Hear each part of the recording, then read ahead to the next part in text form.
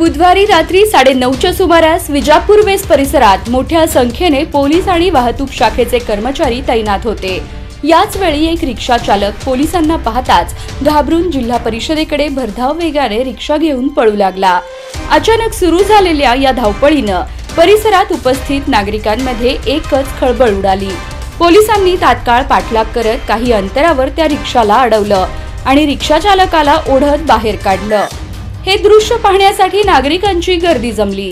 परिस्थिती नियंत्रणात ठेवण्यासाठी पोलिसांनी 2 लाठीचा प्रसादही दिला।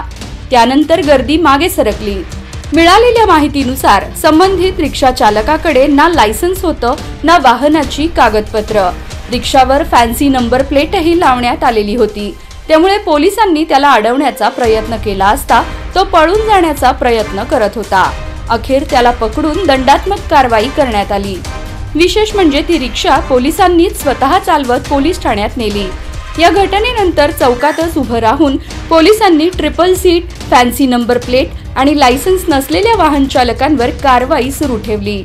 रात्री 10च्या सुमारास सुरू असलेल्या या कारवाईमुळे बघ्यांची गर्दी झाली होती। काही वाहन चालक पोलिसांचं लक्ष पाहून दुसऱ्या रस्त्यानं पळताना दिसले। अचानकपणे सुरू झालेल्या या कारवाईची विजापूर वेस्ट परिसरातील नागरिकांमध्ये चर्चा होत आहे।